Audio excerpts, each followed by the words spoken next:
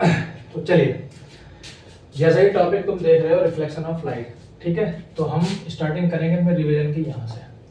ठीक, अब इसमें सबसे पहले तो आपको ये पता होना चाहिए कि लाइट है क्या चीज, है ना। मैंने आपको बताया है कि लाइट जो है, light is the form of energy. हमें पता है लाइट इज द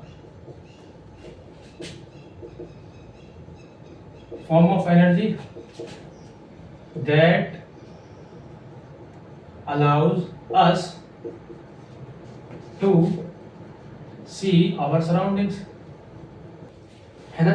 तो लाइट क्या है? फॉर्म ऑफ एनर्जी है जो हमें इस चीज के लिए अलाउ करता है कि हम आसपास की चीजों को देख पाए।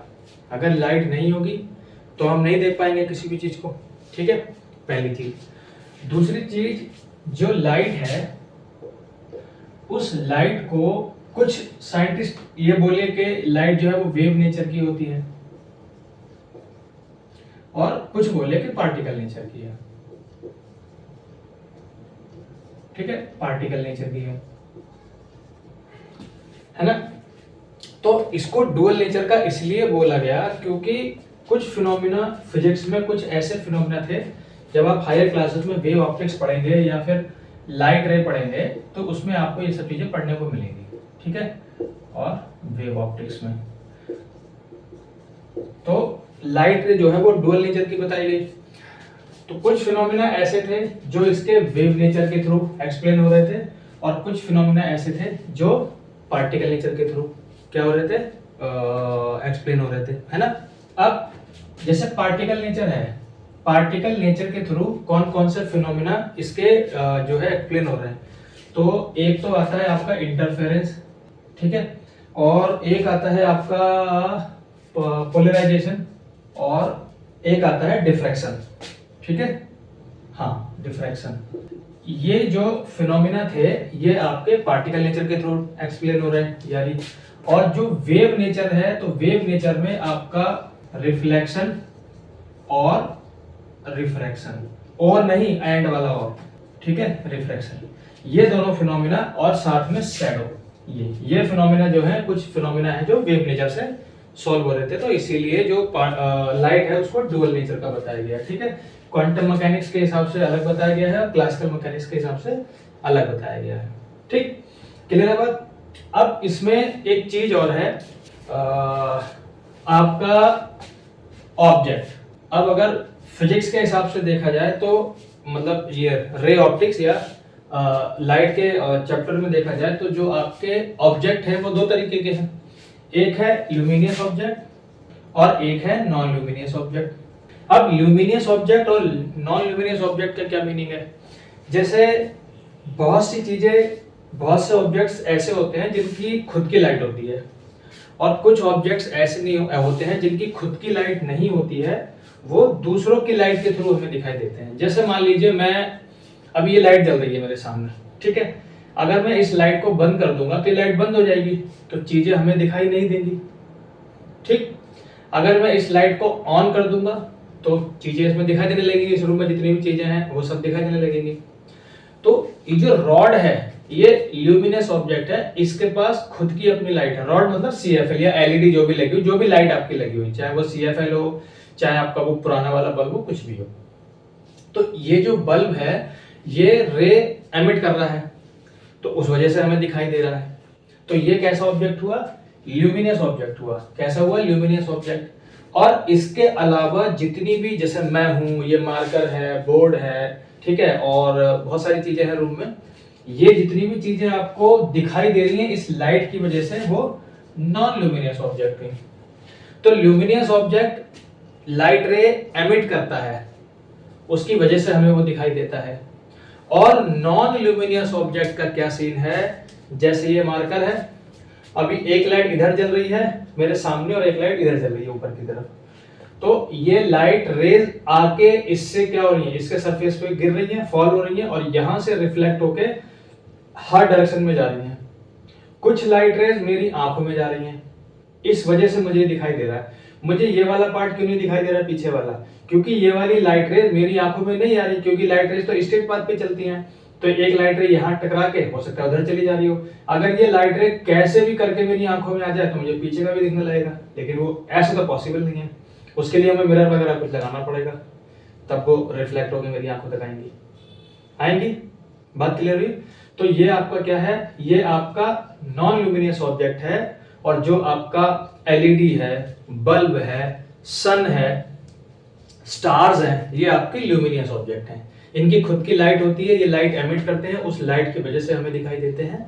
और नॉन ल्यूमिनियस ऑब्जेक्ट, ये जो लाइट, ल्यूमिनियस ऑब्जेक्ट जो लाइट एमिट कर रहे हैं, इनसे स्ट्राइक करके रिफ्लेक्ट होकर हमारी आंखों तक जाती है, तब ये हमें दिखाई देता है। तो क्लियर है बात? तो नॉन ल्यूमिनियस ऑब्जेक्ट कौन से हो गए? जिनमें लाइट नहीं होगी। चेयर है, ठीक है, टेबल है ना, रिमोट है, स्टूल है, ठीक है ना, और ये आपका क्या नाम है, मार्कर है, बोर्ड है, ये सब आपके नॉन ल्यूमिनियस है और वो आपके ल्यूमिनियस है। तो समझ में आ गया? तो ल्यूमिनियस ऑब्जेक्ट कौन से हैं? The object that have their own light, ऐसे ऑब्जेक्ट जिनकी खुद की लाइट है। एंड नॉन ल्यूमिनियस ऑब्जेक्ट कौन से हैं? जिनकी खुद की लाइट नहीं है। Objects that have not their own light, जिनकी खुद की लाइट नहीं है, ठीक है, वो दूसरे की लाइट की। जैसे मून है, अभी मून का क्या सीन है, जो सनरेज होती है वो मून पे आती है और मून रिफ्लेक्ट करके हमारी आंखों तक भेजता है, तो इसीलिए हमें बेचारा ये दिखाई देता है मून। अगर सनरेज इस पे ना जाए और ये रिफ्लेक्ट ना हो तो ये हमें नहीं दिखाई देगा।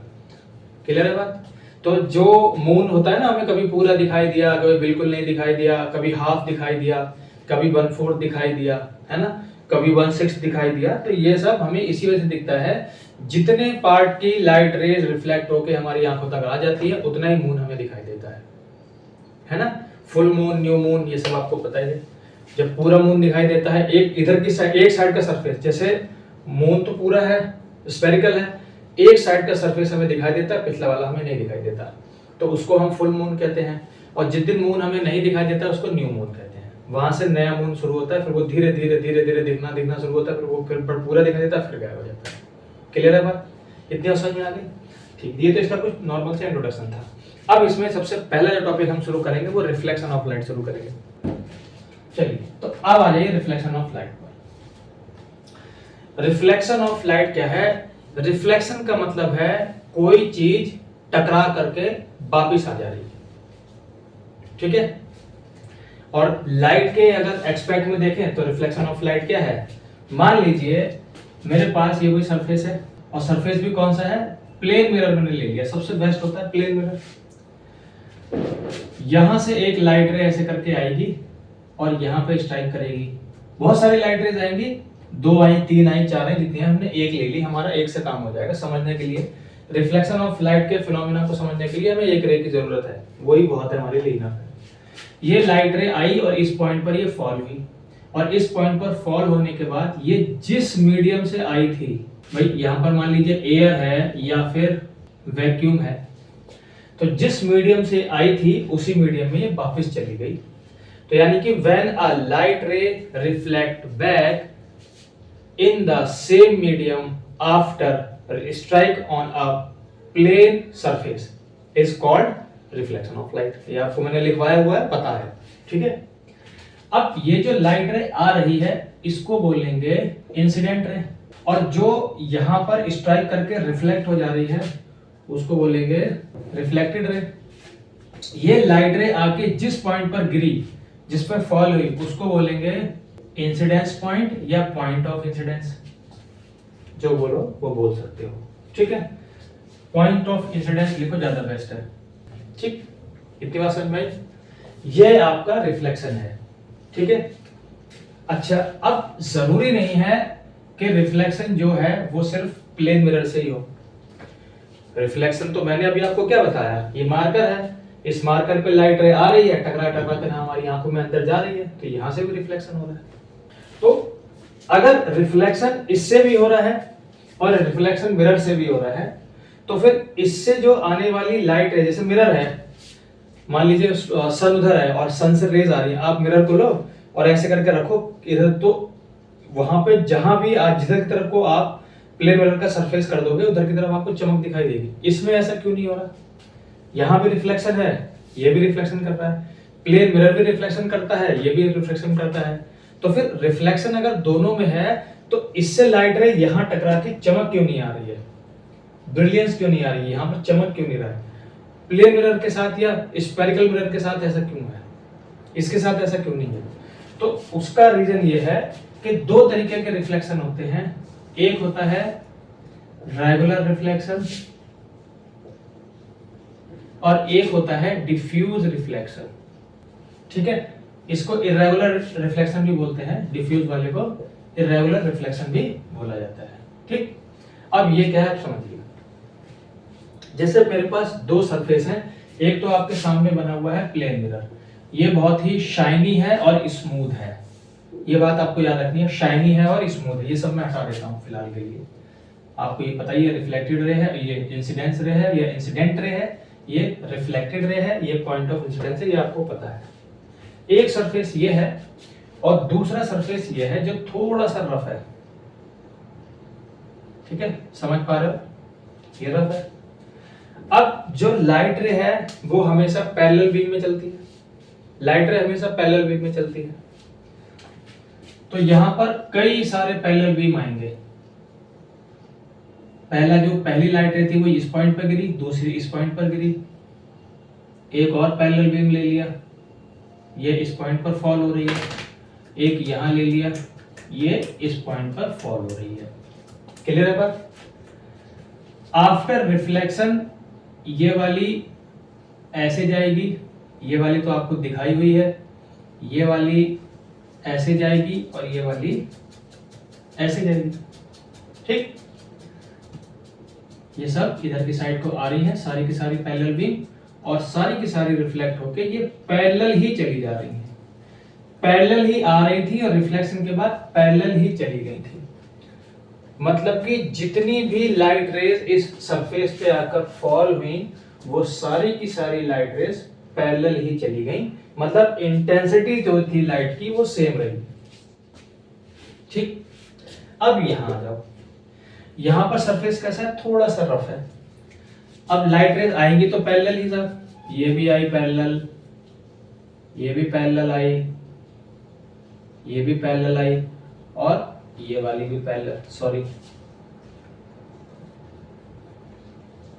और ये वाली भी पैरेलल आई, पैरेलल है, पैरेलल समझ लो। अब यहां पर जो सरफेस है, जैसे लाइट रे ऐसे सरफेस ऐसे करके है, अब लाइट रे ऐसे करके आएगी तो थोड़ा सा हो सकता है कि इस सरफेस की वजह से थोड़ी सी ऐसे करके चली जाए, तो ये वाली मान लीजिए ऐसे करके गई, ठीक है, कोई दिक्कत नहीं, जाएगी, जाने दो। अब कोई सरफेस मान लो ऐसे करके है, अब लाइट रे मान लो यहाँ पे आ रही है, तो देखो ये हो सकता है इधर को जाएगी, इधर को जाएगी, इधर को जाएगी, मतलब थोड़ी तिरछी मिर्ची जाएगी, तो ये वाली जो लाइट रे थी ये इधर को चली जाएगी। अब देखो ये पैरेलल नहीं जा रही, रफ होने की वजह से, सरफेस में इरेगुलरिटीज होने की वजह से जो लाइट रेज हैं वो आ तो पैरेलल रही थी, लेकिन आफ्टर रिफ्लेक्शन ये पैरेलल नहीं जा रही हैं, आफ्टर रिफ्लेक्शन ये पैरेलल नहीं जा रही हैं। तो जब आफ्टर रिफ्लेक्शन ये पैरेलल नहीं जा रही हैं तो उसी को हम बोलते हैं डिफ्यूज रिफ्लेक्शन, और आफ्टर रिफ्लेक्शन जब लाइट रेज पैरेलल जा रही हैं तो उसी को हम बोलते हैं रेगुलर रिफ्लेक्शन। तो हमारी जो वॉल होती हैं, जो कर्टेन होते हैं, जो टेबल होती है, जितनी भी रफ सरफेस है वो भी लाइट को रिफ्लेक्ट करते हैं, लेकिन उनकी जो रिफ्लेक्शन होती है वो कैसी होती है, डिफ्यूज या इरेगुलर रिफ्लेक्शन होती है। इसी वजह से वो लाइट रे उस पर पड़ने के बाद चमक नहीं लगती हमारे चेहरे पे। शीशे से करके देखना, कल करके देखना, सनलाइट को ऐसे शीशे से आप डायरेक्शन मोड़ लेते हो, वो क्यों, क्योंकि वो कैसा है, सरफेस कैसा है, शाइनी है और स्मूथ है। ये सरफेस कहता है ये डल है और रफ है। इसीलिए जो डल और रफ सरफेसेस होते हैं वो क्या करते हैं, इरेगुलर रिफ्लेक्शन करते हैं, और जो शाइनी और स्मूथ सरफेस होते हैं वो क्या करते हैं, रेगुलर रिफ्लेक्शन। क्लियर है बात इतनी? ठीक है, तो हर एक चीज रिफ्लेक्शन कर रही है मेरी। जैसे आप इमेजिन करो कि जब दिन निकलता है, सूरज निकलता है, तो हमारे घर के हर एक कोने में थोड़ी ना थोड़ी लाइट जरूर पहुंचती है। तो वो कैसे पहुंच रही है, हमारे घर की दीवार है उस पे लाइट टकरा रही है, फिर वो रिफ्लेक्ट हो जा रही है, इधर उधर बिखर जा रही है, तो वो हर जगह पहुंचती है लाइट। ठीक है, तो ऐसा नहीं है कि आपका घर शीशे का बना होगा तभी लाइट रिफ्लेक्ट होकर पहुंचेगी। हाँ, अगर शीशे की कोई आप वॉल बना लोगे, उस पर शीशा लगा लोगे, तो लाइट रे जो आएगी वो रिफ्लेक्ट होकर पूरे रूम में रोशनी कर देगी, अच्छी खासी रोशनी रहेगी उससे। ठीक है, लेकिन जो इरेगुलर रिफ्लेक्शन होगा, जो कर्टेन या वॉल से जो रिफ्लेक्शन होगा, वो उतना अच्छा नहीं होगा। तो ये मैंने आपको बता दी है। ठीक है, क्लियर है बात। अब रिफ्लेक्शन के लिए एक कंडीशन बहुत जरूरी है कि लाइट रे जब आए तो जिस सरफेस पे भी लाइट रे गिर रही है उसके आर पार नहीं जानी चाहिए। ठीक है, अगर आर पार जाएगी तो उतना अच्छा रिफ्लेक्शन नहीं होगा। बहुत सारे ग्लासेस ऐसे होते हैं जिनमें रिफ्लेक्शन और रिफ्रैक्शन दोनों होते हैं एक साथ। ठीक है, लेकिन वो अभी हमें नहीं देखना है। अभी हमें ये देखना है कि आर पार लाइट नहीं जानी चाहिए। ऐसा नहीं कि लाइट सारी की सारी उसी में चली गई, सारी की सारी उसी में चली जाएगी तो वो रिफ्लेक्शन नहीं है।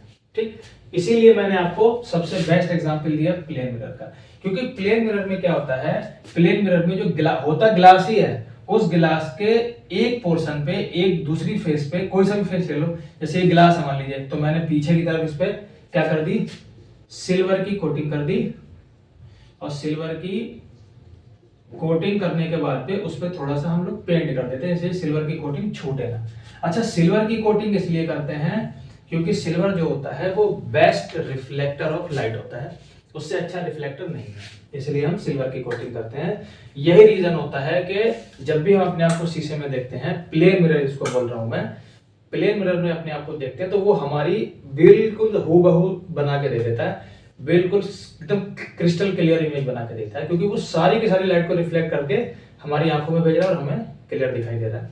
ठीक है, वहां पर लॉस नहीं हो रहा है किसी भी लाइट रे का। ठीक है, क्योंकि प्लेन सरफेस है ना, इसीलिए। क्लियर है बात।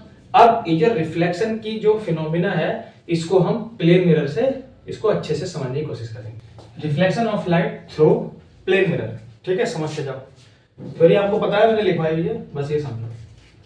देखिए, ये क्या है, एक प्लेन मिरर है जिसकी एक साइड क्या है, सिल्वर कोटिंग है, ये सब आपको पता है। ठीक है, ये आपको बताने की जरूरत नहीं बार बार। लाइट रे ऐसे करके आएगी, इस पॉइंट पे फॉल होगी और ऐसे चली जाएगी। ये आपको पता है इंसिडेंट रे है, ये आपको पता है रिफ्लेक्टेड रे है, ये आपको पता है पॉइंट ऑफ इंसिडेंस है। ठीक है, ये सब आपको पता है।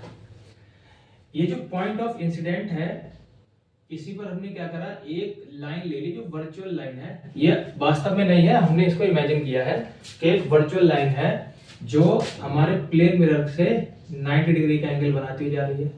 तो इसी को हम बोलते हैं नॉर्मल लाइन या नॉर्मल बोल देते हैं। नॉर्मल बोलने का मतलब है ये 90 डिग्री बना रही सरफेस के साथ। तो अब मैं इसको यहाँ से हटा देता हूँ क्योंकि आगे हमें परेशानी क्रिएट करेगा। इसको हटा दिया।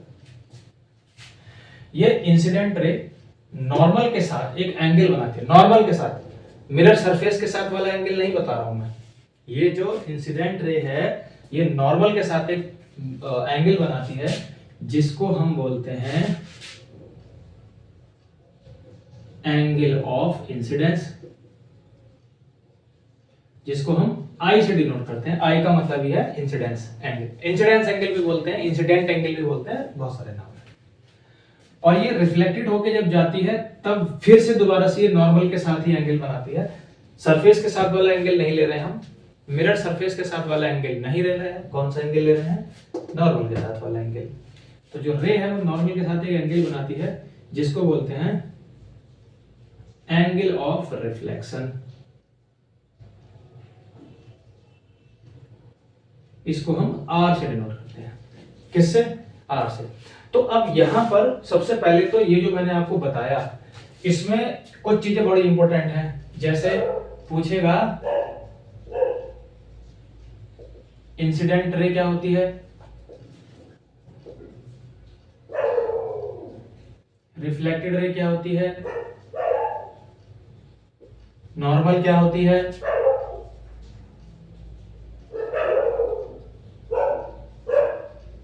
एंगल ऑफ इंसिडेंस क्या होता है,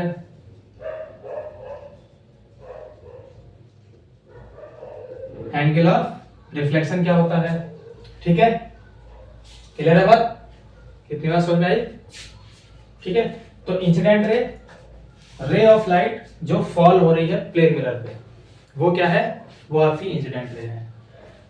मिरर से रिफ्लेक्ट होकर जो लाइट रे जा रही है वापस उसी मीडियम में अपने सेंड बैक करता है ना, उसी मीडियम में वापस कर देता है। एयर से आई थी, एयर में चली गई, ठीक, उसको बोलते हैं reflected ray.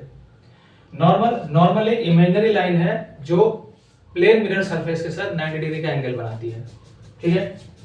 Angle of incidence क्या है? एंगल ऑफ इंसिडेंस है angle between incident ray and normal.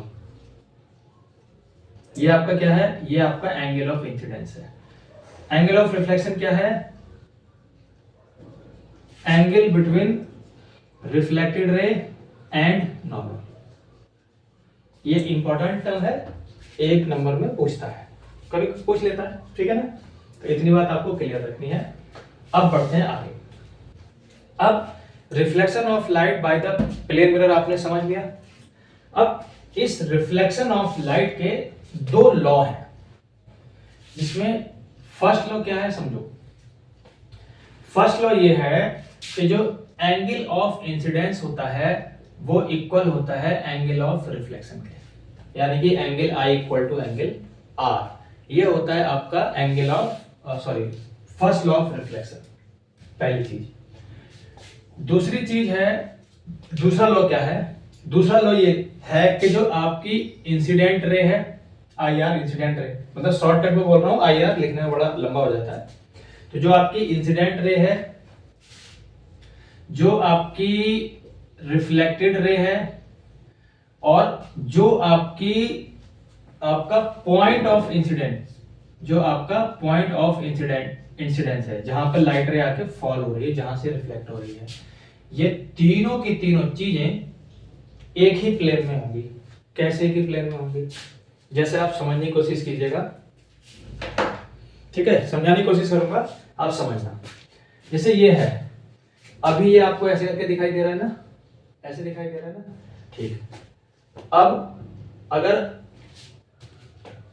आप इमेजिन करो कि अगर ये बिल्कुल सीधा सीधा रखा होता तो आपको ये जो लाइन है ये आपको स्ट्रेट लाइन जैसी दिखाई दे रही होगी, ठीक है, बिल्कुल सीधा सीधा। इमेजिन करो कि बिल्कुल सीधा सीधा ऐसे ये दो लाइन है, ऐसे तो आपको साफ दिखाई दे रही है कि ऐसे करके जा रही है। अब मैं इसको अगर ऐसे कर दूंगा तो ये आपको कैसे दिखाई देंगी? सीधी स्ट्रेट लाइन दिखाई देगी। इसका मतलब है कि ये इंसिडेंट रे, रिफ्लेक्टेड रे और ये पॉइंट ऑफ इंसिडेंस ये एक ही प्लेन में है, ये इधर उधर नहीं है। ऐसा नहीं है कि रिफ्लेक्टेड रे ऐसे करके जा रही है इधर को, ये वाली रे ऐसे करके जा रही है तिरछी, और ये पॉइंट ऑफ इंसिडेंस यहाँ पर है, नहीं, ये तीनों एक ही प्लेन में है, ठीक है। क्लियर है बात? आगे बढ़े। तो अब इसको देखो, इसके हिसाब से मान लीजिए कोई लाइट रे आई और उस लाइट रे ने नॉर्मल के साथ 30 डिग्री का एंगल बनाया, तो वो रिफ्लेक्ट जब होगी तब भी 30 डिग्री का एंगल बनाते हुए ही रिफ्लेक्ट होगी, ठीक है।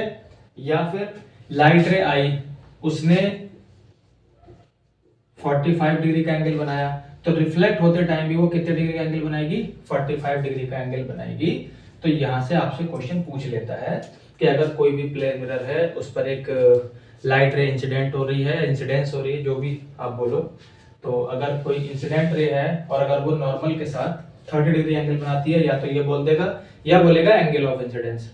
अगर 30 डिग्री है तो एंगल ऑफ इंसिडेंस या इंसिडेंट एंगल, इसका मतलब ही यही है कि वो नॉर्मल के साथ जो है एंगल बना रही है, तो उसका रिफ्लेक्टेड एंगल कितना होगा? तो आपको पता है कि 30 डिग्री होगा, मैंने रूल बता दिया आपको। अब इसी क्वेश्चन को कैसे घुमाता है वो? थोड़ा सा घुमाता है, बहुत ज्यादा हार्ड नहीं है। इसको मैं हटा देता हूं, ठीक है, इसको भी मैं हटा देता हूं।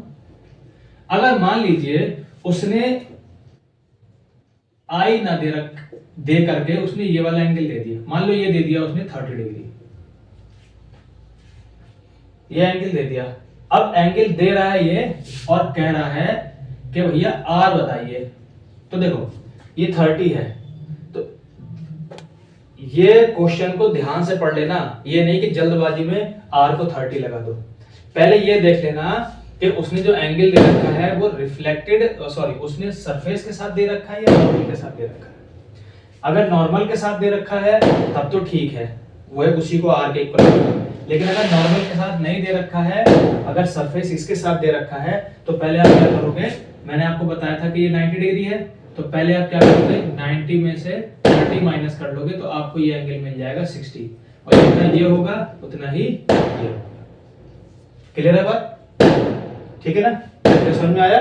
तो आप ये ध्यान कर लेना कि आई दिया है या फिर एंगल विद सरफेस दिया है, ठीक है। अगर एंगल विद सरफेस दिया रहेगा तो 90 में से माइनस करना है, और आई दिया रहेगा तो सीधे इसी के इक्वल हो जाएगा। ठीक, आगे बढ़े। अब जैसे मान लीजिए मेरे पास कोई प्लेन मिरर है, ये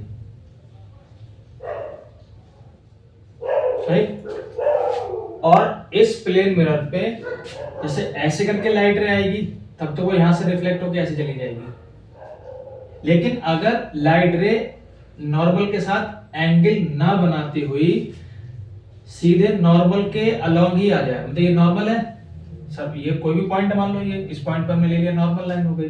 अब लाइट रे इसी पर चली आ रही है,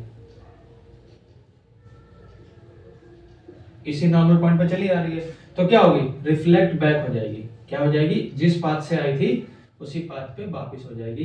तो अगर I इक्वल टू 0, ये 0 डिग्री है, इंसिडेंस एंगल 0 डिग्री है, यहां पर जो इंसिडेंट रे है वो नॉर्मल के साथ 0 डिग्री बना रही है, तो R भी कितना हो जाएगा, 0 डिग्री हो जाएगा, मतलब जिस पाथ से आई थी उसी पाथ पर वापस चली जाएगी।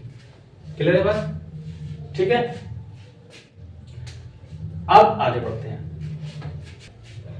अब बात करेंगे हम ऑब्जेक्ट की और इमेज की, क्योंकि भाई देखो मिरर पढ़ेंगे तो मिरर में हम लोग खड़े होते हैं, मिरर में हमारा फेस दिखाई देता है, तो वो फेस क्या होती है, वो जो मिरर में हम अपने आप को देखते हैं वो इमेज होती है, और हम ऑब्जेक्ट होते हैं। तो हम ऑब्जेक्ट और इमेज के बारे में पढ़ेंगे। तो ऑब्जेक्ट क्या है, ऑब्जेक्ट मतलब कोई भी ऐसी चीज जो क्या कर रही है, लाइट रेज दे रही है, लाइट रेज दे रही है। अब चाहे वो खुद से एमिट कर रही हो, मतलब कि चाहे वो ल्यूमिनियस ऑब्जेक्ट हो सकता है और चाहे वो नॉन ल्यूमिनियस हो सकता है। बात समझ में आई, मतलब या तो वो खुद से लाइट रे एमिट करके हमें देगा, या किसी और की लाइट को क्या करेगा, रिफ्लेक्ट करके हमें देगा। वो सब ऑब्जेक्ट, जैसे मार्कर है, इसकी खुद की लाइट तो नहीं है, लेकिन ये जो मेरे यहाँ जो एलईडी जल रही है उन एलईडी से लाइट रिफ्लेक्ट करके दे रहा है, तो ये ऑब्जेक्ट हुआ, और एलईडी तो है ही खुद में ऑब्जेक्ट। क्लियर है बात। तो anythings which gives light ray its own और रिफ्लेक्टेड, इट्स ओन और रिफ्लेक्टेड, ये वाला और है या वाला, ठीक है, उसको क्या बोलते हैं हम, ऑब्जेक्ट बोलते हैं। अब बात करते हैं इमेज की। अब इमेज क्या है, देखो इमेज एक ऑप्टिकल अपीयरेंस है, ठीक है, किसका, किसी भी ऑब्जेक्ट का।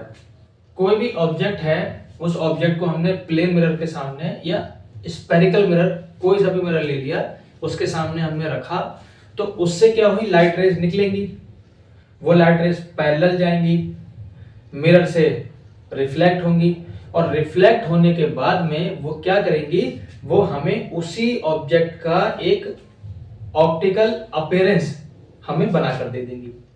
तो क्या बोलेंगे, image is a optical appearance of light reflected by plane mirror और स्फेरिकल मिरर।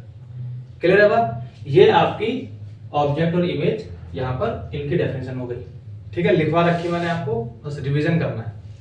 अब ये जो इमेज है,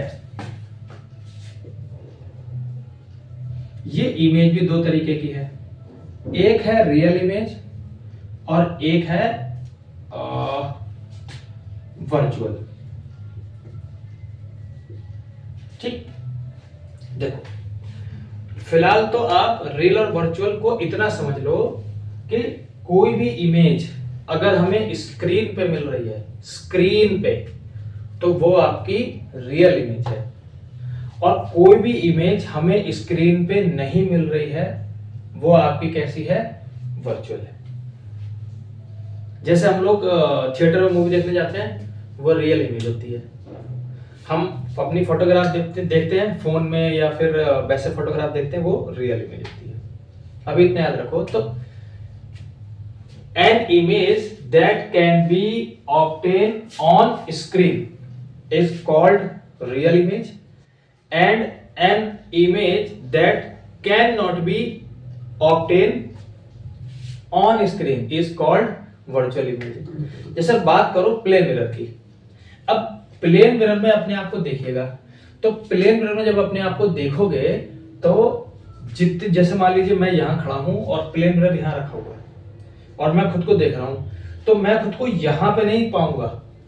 इतनी जितनी डिस्टेंस ये है उतनी डिस्टेंस अंदर है, वहां मेरी इमेज बन रही है। इसके सरफेस पे नहीं बन रही है, उसके पीछे बन रही है, इसीलिए रियल नहीं है, इसीलिए वर्चुअल इमेज है। अभी ऐसे याद रखो, बाकी जब मैं आपको इमेज फॉर्मेशन पढ़ाऊंगा तब आपको क्लियर हो जाएगा, ठीक है। अब हमने जब ऑब्जेक्ट की और इमेज की बात कर ही ली है, तो हम प्लेन मिरर, सबसे पहले प्लेन मिरर पे हम इमेज बनाने की कोशिश करेंगे प्लेन मिरर से, और इमेज भी किसकी बनाएंगे, पॉइंट ऑब्जेक्ट की। मान लीजिए ये प्लेन मिरर है,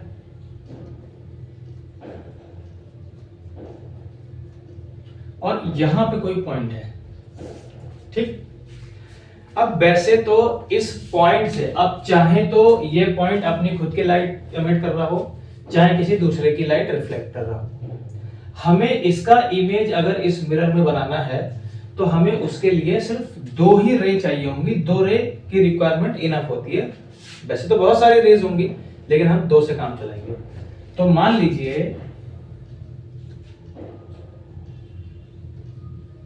एक रे ऐसे करके गई इस पॉइंट पर, अब यहां पे क्या होगी, नॉर्मल होगी, और ये रिफ्लेक्ट होके जिस एंगल से आई थी उसी एंगल से चली जाएगी।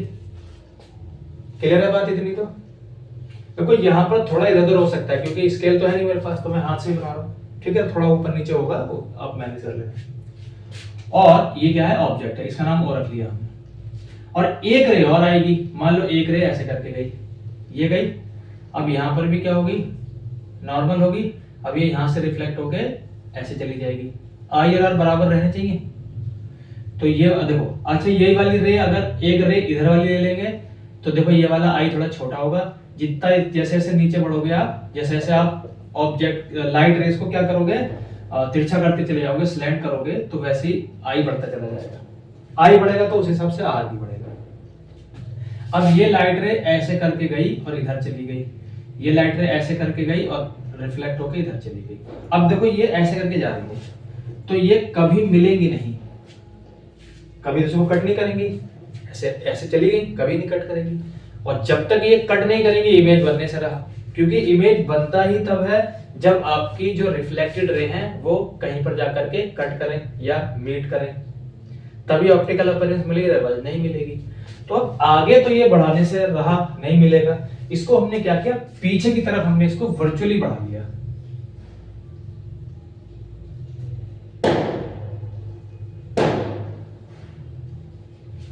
ये ऑब्जेक्ट का हमें इमेज यहां पे मिल गया। अब देखो लाइट रेस को वर्चुअली पीछे की तरफ बढ़ाया गया है। जो लाइट रेस रिफ्लेक्ट होके असल में जा रही थी, जो लाइट रे ओरिजिनल लाइट रेस होती है जा रही थी, उनसे हमें इमेज ना मिलके हमें वर्चुअल वाली जो रेज है जिनको हमने पीछे की तरफ एक्सटेंड करा है, उनसे इमेज मिल रहा है, इसीलिए इसको वर्चुअल इमेज बोलते हैं। क्लियर है बात? तो ये आपका क्या है, ये आपका formation of point object through the plane mirror है। तो इनको हमने क्या करा, पीछे की तरफ एक्सटेंड कर दिया, वर्चुअली बढ़ाया है। क्लियर है बात? समझ में आ गया? ये तो पॉइंट ऑब्जेक्ट था। अब अगर मैं, अच्छा इसको आपको डिस्क्राइब भी करना है एग्जाम में, तो आप पहले तो ये बताओगे, फिर आप हर एक चीज बताओगे। एक पॉइंट था O, जिससे एक रे आई OA और एक रे आई OB। OA जो है वो रिफ्लेक्ट होके X डायरेक्शन में चली गई, OB B पॉइंट पे रिफ्लेक्ट होके Y डायरेक्शन में चली गई। जब हम इस XA को पीछे की तरफ I तक बढ़ाते हैं, और जब हम Y B को पीछे की तरफ I तक बढ़ाते हैं, तो ये जहां पे कट करती है वहां पे हमें इमेज मिलता है। ऐसे आप इसको डिस्क्राइब भी करेंगे पूरे फिगर में, ठीक है, जरूरी है डिस्क्राइब करना। तो जिस भी क्वेश्चन में आपको फिगर बनाना है वो आप बनाइएगा, क्योंकि 1 नंबर फिगर का मिलेगा उसमें, ठीक है। और बाकी इसको अच्छे से डिस्क्राइब करिएगा, ठीक है। बाकी मैंने नोट्स में आपको लिखवाया तो उसको पढ़ लेना, वरना बुक में तो है लिखा हुआ, बुक से आप पढ़ लेना, वो आप पढ़ लोगे, ठीक है। तो ये आपका पॉइंट ऑब्जेक्ट हो गया। अब हम बात करते हैं किसकी, एक्सटेंड ऑब्जेक्ट की, ठीक है। जो एक्सटेंडेड ऑब्जेक्ट है, मतलब कि ये तो पॉइंट ऑब्जेक्ट था, अब हम एक्सटेंडेड ऑब्जेक्ट की बात करते हैं।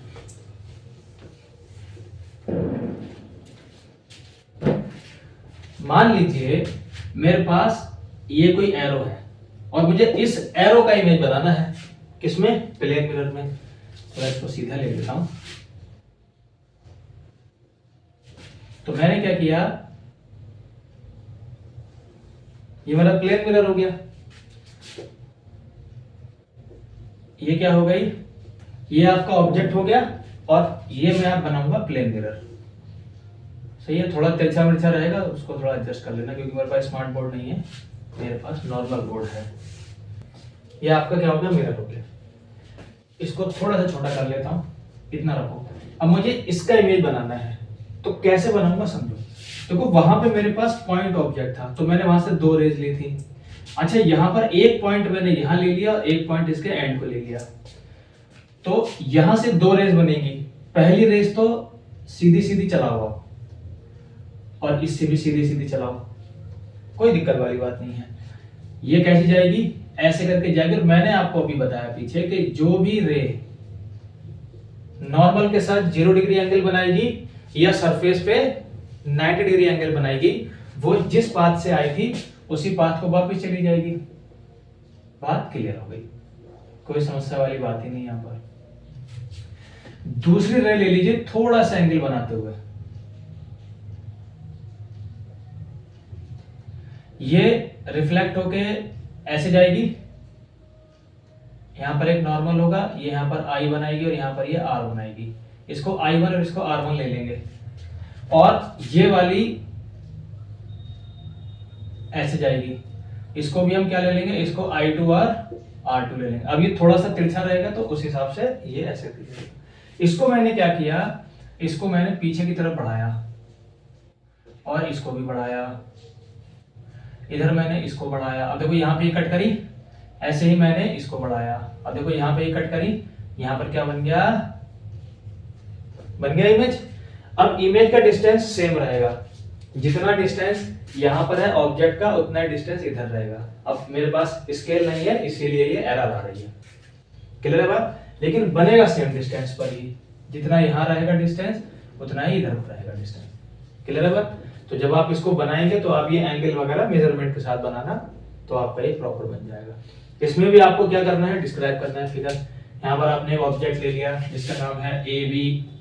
इस ए से एक रे निकली AO और BP, ये वाली तो रिफ्लेक्ट होके A पे चली गई और ये वाली रिफ्लेक्ट होके दोबारा से B पे चली गई। फिर एक और रे आपने ली AX और AY, ये रिफ्लेक्ट होके G और H डायरेक्शन में चली गई, ठीक है। अब इधर तो ये कभी कट नहीं करेंगी, फिर इनको क्या करा, पीछे की तरफ बढ़ाया गया थोड़ा सा। जब पीछे की तरफ बढ़ाया गया तो पीछे ये A डैश और B डैश पे ये वाली जो AO थी वो OA डैश की तरफ चली गई, अंदर की तरफ हमने वर्चुअली बढ़ा दी। और जो BP थी वो PB डैश चली गई अंदर की तरफ। और जो रिफ्लेक्ट होके GH थी उसको हमने पीछे की तरफ बढ़ाया और जो HY थी उसको पीछे की तरफ बढ़ाया। और ये एक पॉइंट पे कट करी जहां पर हमको क्या मिल गई, वर्चुअल इमेज मिल गई एक्सटेंड ऑब्जेक्ट की। तो पॉइंट ऑब्जेक्ट का कैसे बनाना है और एक्सटेंड ऑब्जेक्ट का कैसे बनाना है ये आपको क्लियर हो गया, ठीक। अब चाहे तो मैंने पॉइंट ऑब्जेक्ट बनाया था और चाहे मैंने एक्सटेंड ऑब्जेक्ट बनाया, दोनों ही केस में आपने ये देखा कि जो हमारा इमेज है वो इस प्लेन मिरर के पीछे मिल रहा है, behind the mirror, behind the mirror, behind the mirror हमें अपना इमेज मिल रहा है। और इमेज का साइज क्या है, जो ऑब्जेक्ट का साइज है वही इमेज का साइज है, यानी कि साइज भी दोनों का सेम है, सेम एज ऑब्जेक्ट। तीसरे नंबर पे जितनी मिरर से डिस्टेंस ऑब्जेक्ट की है उतनी ही मिरर से डिस्टेंस इमेज की है, उतनी ही आएगी। मैंने बताया ना मेरे पास स्केल और वो होता तो मैं बना देता, वो प्रॉपर आती, क्योंकि ये एंगल भी देखो थोड़े से गड़बड़ हो गए, थोड़ा सा डिफरेंस है दोनों में। अगर इसको थोड़ा सा ऐसे बढ़ाएंगे तो वहीं जाके बनेगा। डिस्टेंस भी क्या है बेटा, same as object from the mirror. जितना ऑब्जेक्ट का डिस्टेंस है उतना ही इमेज का डिस्टेंस है। ये इसकी प्रॉपर्टीज है। तो पूछ लेता है कि जो इमेज फॉर्मेशन आपका हुआ है प्लेन मिरर से, उसकी 3 कैरेक्टरिस्टिक्स बताइए। तो ये 3 कैरेक्टरिस्टिक्स आपको बता देनी है, ठीक है, क्लियर है बात। अच्छा, एक इसका पूछेगा नेचर। नेचर आप समझिए, सबसे पहले तो मैंने आपको बता दिया कि ये वर्चुअली रेस को जब हमने पीछे की तरफ एक्सटेंड करा तब ये इमेज बना। तो ये कैसा है? वर्चुअल है। कैसा है इसका नेचर इमेज का? वर्चुअल। और वर्चुअल के साथ साथ ये कैसा है? देखो, एक टर्म होती है इन्वर्टेड और एक टर्म होती है इरेक्ट। इन्वर्टेड और इरेक्ट में क्या डिफरेंस है? जैसे मान लीजिए ये मेरा ऑब्जेक्ट है, ऑब्जेक्ट को मैंने ऐसे रखा, अगर इसका इमेज भी ऐसा ही मिल रहा है, जो साइड इधर ऊपर की तरफ है वही साइड अगर इमेज में भी ऊपर की तरफ होगी तो इसको बोलेंगे इरेक्ट इमेज। यानी कि इरेक्ट का मतलब है सेम साइड अप, ठीक। और इन्वर्टेड का क्या सीन है? ऑब्जेक्ट आपका ऐसे है और इमेज ऐसे मिल रहा है। इधर तो खैर नहीं मिलेगा, इमेज मान लीजिए ऐसे मिल रहा है। ध्यान रखिए कि ऑब्जेक्ट ऐसा है और इमेज ऐसा मिल रहा है, तो वो आपका इन्वर्टेड होता है। उसमें अपसाइड डाउन हो जाती है, अपसाइड डाउन, अपसाइड डाउन। ये बात आपको याद रखनी है। ये क्लियर है बात? समझ में आ गया? ठीक है। तो प्लेन मिरर से कैसे पॉइंट ऑब्जेक्ट बनेगा, कैसे एक्सटेंड ऑब्जेक्ट बनेगा, और मैंने दोनों की आपको कैरेक्टरिस्टिक्स भी बता दी, इमेजेस की क्या कैरेक्टरिस्टिक्स है। सेम डिस्टेंस पे बनती है इमेज, जितना मिरर से ऑब्जेक्ट है उतना ही मिरर से इमेज है। साइज दोनों का सेम है। अगर ये 2 सेंटीमीटर, ये मान लो 2 मीटर का ऑब्जेक्ट है तो इमेज भी 2 मीटर की बनेगी। हम लोग नहीं देखते खुद को शीशे में, उतने बड़े दिखाई देते हैं। ऐसा तो है नहीं कि हम इतने बड़े खड़े इतने से दिखाई देते हैं, उतने बड़े दिखाई देते हैं। क्लियर है बात?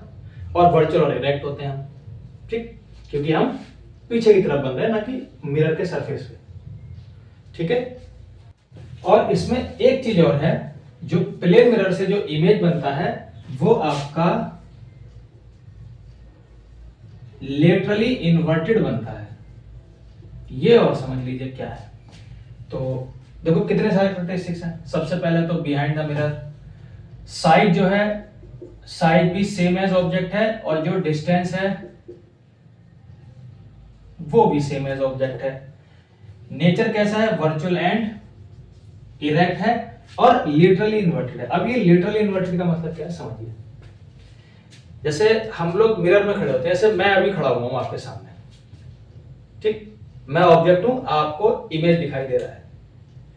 अब आप मुझे बताइए कि मैंने आपका अपना कौन सा हाथ आगे सीधा कर रखा है, तो जाहिर सी बात है राइट हैंड। आप बताओगे कि राइट कर रखा है सर आपने, ठीक है? नहीं, मेरे हिसाब से राइट है, लेकिन आप मुझे देख रहे हो तो आपको लग रहा है कि मैंने अपना लेफ्ट हैंड आगे इधर को कर रखा है। देखो ध्यान से, अगर मैं अपना लेफ्ट हैंड इधर को करता हूं तो आपको ये मेरा राइट हैंड लग रहा होगा। यही है literally inverted image. Plane mirror में कोई भी इमेज जब फॉर्म होता है, बनता है, तो वो साइड चेंज कर देता है।